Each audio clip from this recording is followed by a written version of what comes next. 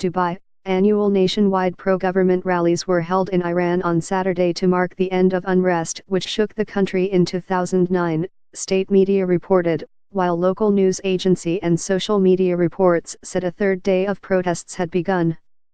State television showed a rally in the capital Tehran and marchers carrying banners in support of Supreme Leader Ayatollah Ali Khomeini in Mashhad, Iran's second-largest city.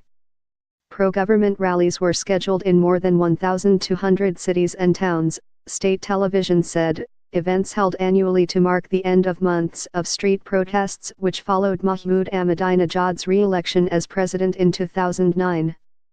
At the same time, social media postings said a third day of protests broke out in cities including Tehran, Shah-e-Khord, and Kermanshah, where a video showed dozens of protesters booing after police announced on a loudspeaker that any gathering would be illegal. The footage could not be authenticated. The semi-official news agency Fars said up to 70 students gathered in front of Tehran University and hurled rocks at police. A social media video showed them chanting "Death to the dictator," in an apparent reference to Khomeini. There is discontent over unemployment, rising prices, and alleged corruption. The protests have also turned political over issues including the Islamic Republic's involvement in regional conflicts such as those in Syria and Iraq.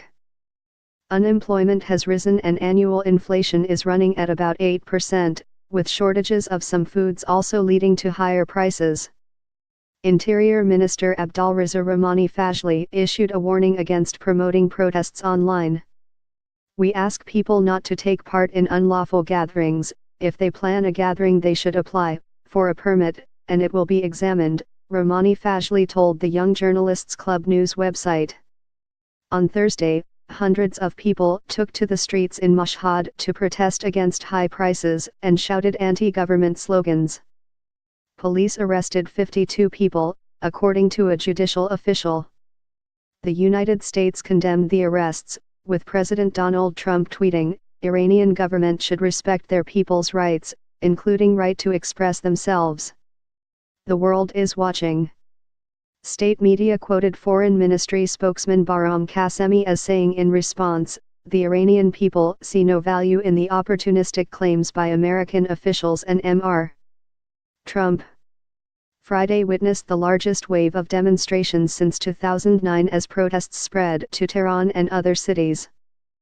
State broadcaster IRIB had not covered the protests after being asked by relevant bodies that the issue should not be reflected on state radio and television. Its website quoted an unnamed official as saying, "Most of those arrested in the last 2 days had been released," state television said, without giving details.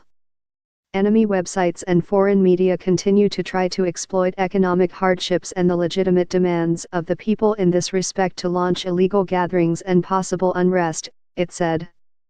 The Revolutionary Guards and its Basij militia, which spearheaded a crackdown against protesters in 2009, said in a statement carried by state media, "The Iranian nation